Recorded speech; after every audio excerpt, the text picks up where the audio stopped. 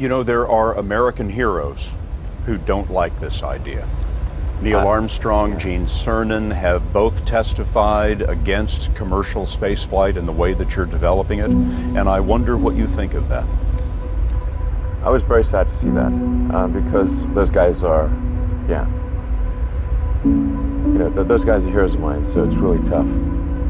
I wish they would come and visit and see the hardware that we're doing here. And I think that would change their mind. They inspired you to do this, didn't they? Yes. And to see them casting stones in your direction. It's difficult. Did you expect them to cheer you on?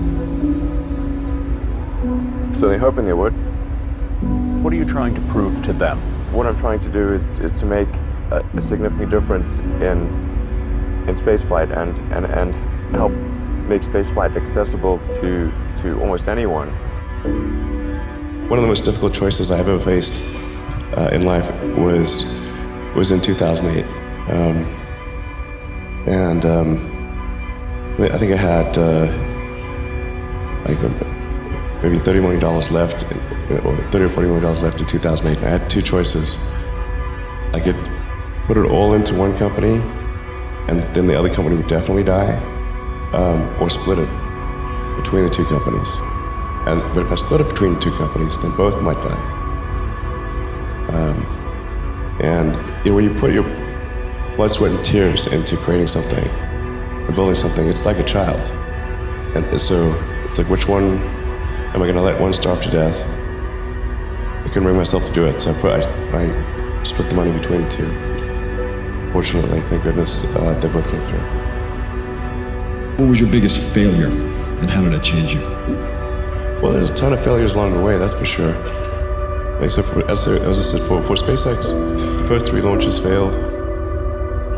And we were just barely able to scrape together enough parts and money to do the 4th launch. If that 4th launch had failed, we would have been dead.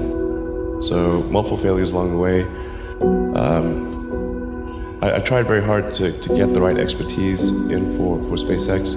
I tried hard to find a great chief engineer for the rocket, but the good chief engineers wouldn't join, and the bad ones, well, there was no point in hiring them. So I ended up being chief engineer of the rocket. So if I could have found somebody better, then we would have maybe had less than 3 failures. That 3rd failure in a row, did you think, I need to pack this in? Never. Why not? I don't ever give up.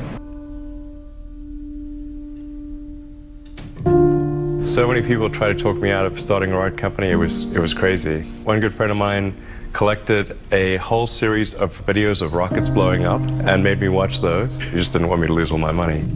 We're doing these things that seem unlikely to succeed, and we've been fortunate, and at least thus far they have succeeded.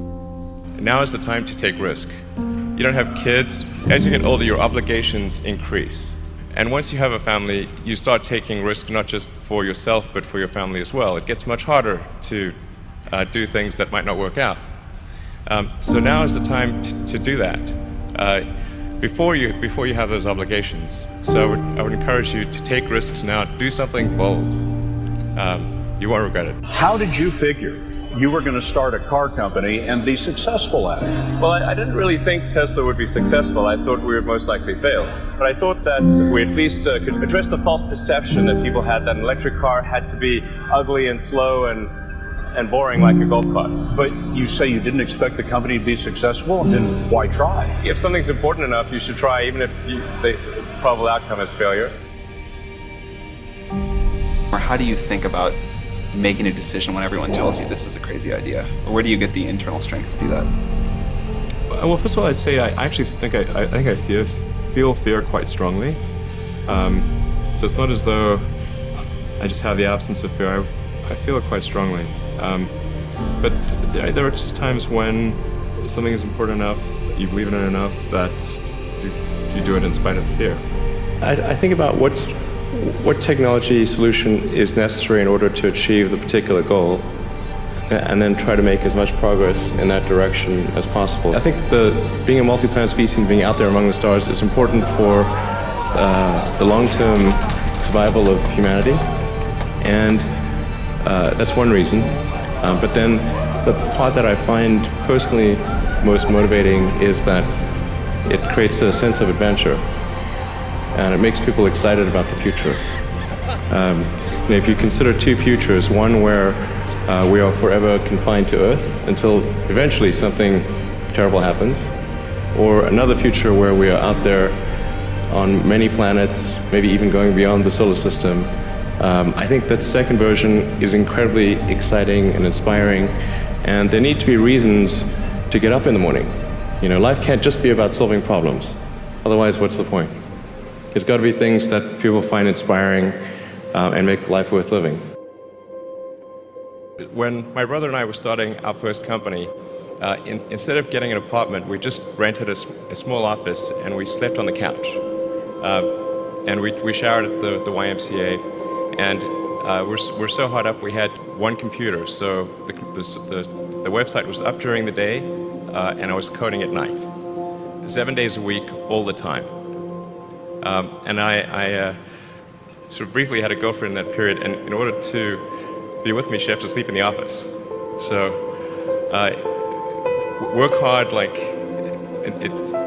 every waking hour. That's the thing I would say, particularly if you're starting a company. Whatever area that you get into, given that even if you're the best, there's always a chance of failure.